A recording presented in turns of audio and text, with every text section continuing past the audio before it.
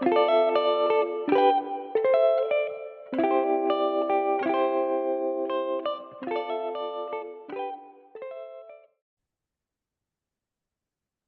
warahmatullahi wabarakatuh. Perkenalkan, nama saya Rifardi dan dengan NIM B1023042.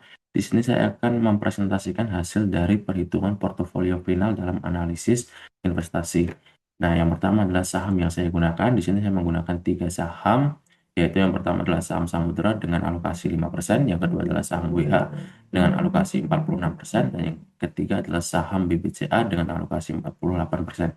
Selanjutnya adalah untuk tujuan investasi. Yang pertama adalah untuk mendapatkan keuntungan dalam jangka panjang. Nah, investasi memberi peluang pertumbuhan nilai aset dari waktu ke waktu. Return berasal dari kenaikan nilai dan pendapatan berkala. Ini membantu mencapai tujuan finansial jangka panjang secara terencana. Yang kedua adalah mengelola dana secara efisien. Dana yang diinvestasikan bekerja secara produktif sehingga kita tidak membiarkan uang menganggur. Efisiensi juga meningkat karena dana dapat menghasilkan imbal hasil di atas inflasi. Yang ketiga adalah menambah aset dan harta kekayaan. Investasi meningkatkan total aset yang kita miliki. Aset bertambah melalui akumulasi nilai dan pendapatan, di mana hal ini dapat memperkuat posisi keuangan dan keamanan ekonomi kita. Yang terakhir yaitu menjaga nilai uang dari inflasi. Harga barang terus naik setiap tahun. Jika barang tidak diinvestasikan, daya belinya akan menurun. Investasi membantu kita untuk mempertahankan dan meningkatkan nilai uang agar tetap relevan di masa depan. Selanjutnya adalah perencanaan portofolio dengan modal 500 juta. Nah, dengan modal 500 juta, saya memasukkan modal ini ke beberapa aset, yaitu yang pertama adalah aset properti dengan alokasi sebesar 100 juta dengan return sebesar 7%. Yang kedua adalah aset emas dengan alokasi 300 juta dengan total return yaitu 27%. Dan yang terakhir adalah aset saham dengan alokasi sebesar 100 juta dengan total return yaitu 2,58%. Nah, dari perencanaan ini saya itu mendapatkan total revenue sebesar 91.381.695.000 rupiah dalam investasi periode 1 tahun. Nah, kenapa saya memilih aset-aset tersebut? Yang pertama, properti. Untuk alasannya yaitu mampu memberikan arus kas yang stabil melalui pendapatan sewa dan menjaga nilai aset dalam jangka panjang. Properti merupakan aset yang tergolong aman dengan risiko yang tergolong rendah. Properti juga relatif tahan terhadap inflasi karena harga tanah dan bangunan cenderung naik seiring kenaikan biaya hidup. Yang kedua adalah emas, termasuk ke dalam kategori investasi yang aman dan memiliki nilai cenderung naik setiap tahun ketika terjadi ketidakpastian kondisi ekonomi. Hal ini dibuktikan dengan emas berfungsi sebagai alat lindung atau hedge terhadap risiko pasar dan inflasi.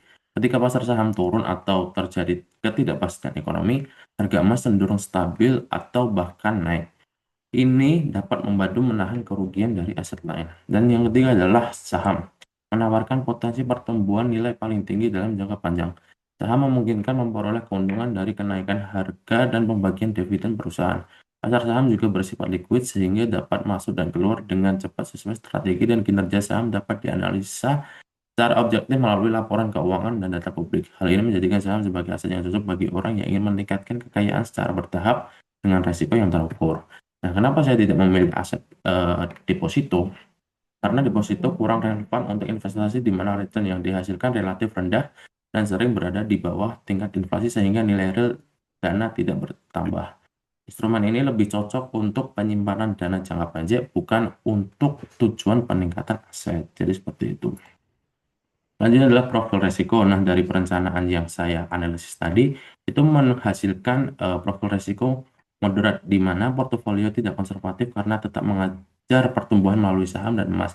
Portofolio juga tidak agresif karena mayoritas dana ditempatkan pada aset stabil dan saham dibatasi. Struktur ini seimbang antara perlindungan modal dan pertumbuhan nilai, sehingga profil resiko yang paling tepat adalah profil resiko moderat. Dan yang terakhir adalah kesimpulan. Dalam perhitungan perencanaan portofolio final ini dapat disimpulkan bahwa investasi adalah salah satu prospek yang sangat penting bagi kita untuk meningkatkan keuntungan finansial dalam jangka panjang, mengelola dana agar lebih efisien, dan mampu menjaga nilai uang dari inflasi. Melalui alokasi aset dan strategi yang tepat, kita juga dapat meningkatkan kekayaan secara bertahap dengan resiko yang terukur. Mungkin itu saja yang bisa saya sampaikan atau bisa saya jelaskan terkait hasil laporan dari portofolio final ini. Kurang lebihnya saya juga mohon maaf. Billahi taufiq wal hidayah. Wassalamualaikum warahmatullahi wabarakatuh. Bye bye.